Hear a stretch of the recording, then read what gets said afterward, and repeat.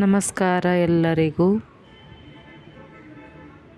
ಇವತ್ತಿನ ವಿಷಯ ಕನ್ನಡದಿಂದ ಮರಾಠಿ ಕಲಿಯುವುದು. ವಿಡಿಯೋವನ್ನು ಕೊನೆವರೆಗೂ ನೋಡಿ, ಗೊತ್ತಾಗುತ್ತದೆ. ಡೈಲಿ ನಾವು ಮನೆಯಲ್ಲಿ ಯೂಸ್ ಮಾಡುವ ಶಬ್ದಗಳನ್ನು ನೋಡೋಣ. ಇವತ್ತು ನಾವು 10 ಶಬ್ದಗಳನ್ನು ನೋಡೋಣ. ಮೊದಲನೇ ಶಬ್ದ ಈಗ ನೋಡೋಣ. ಕನ್ನಡದಲ್ಲಿ ಯಾವುದು ಎಂದರೆ ಮರಾಠಿಯಲ್ಲಿ ಕೋಂತ ಎನ್ನುವರು.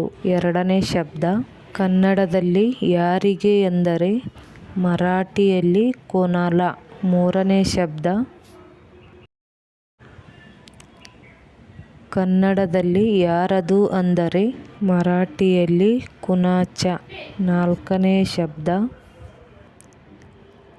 ಕನ್ನಡದಲ್ಲಿ ಯಾರ ಸಲುವಾಗಿ ಮರಾಠಿಯಲ್ಲಿ ಕೋನಾसाठी.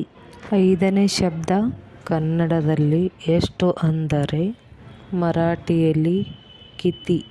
ಆರನೇ ಶಬ್ದ ಕನ್ನಡದಲ್ಲಿ ಎದರ ಸಲುವಾಗಿ ಅಂದರೆ ಮರಾಠಿಯಲ್ಲಿ ಕಸ ಬದಲ್. ಏಳನೇ ಶಬ್ದ ಕನ್ನಡದಲ್ಲಿ ಈಗ ಏನು ಅಂದರೆ ಮರಾಠಿಯಲ್ಲಿ आता काय. ಎಂಟನೇ ಶಬ್ದ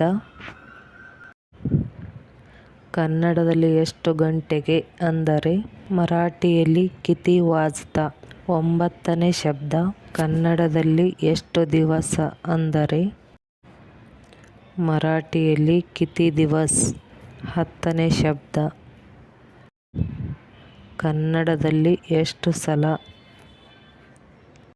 ಮರಾಠಿಯಲ್ಲಿ ಕಿತಿ ವೇಳ್. ಇವತ್ತಿನ ವಿಡಿಯೋದಲ್ಲಿ ದಿನಬಳಕೆ ಮಾಡುವ 10 ಶಬ್ದಗಳು ನೋಡಿದ್ದೀರಿ. ಹಾಗೆ ಮುಂದಿನ ವಿಡಿಯೋದಲ್ಲಿ ಇನ್ನಷ್ಟು ಹೊಸ ಶಬ್ದಗಳು ನಿಮ್ಮ ಜೊತೆ ಶೇರ್ ಮಾಡ್ಕೋತೀನಿ.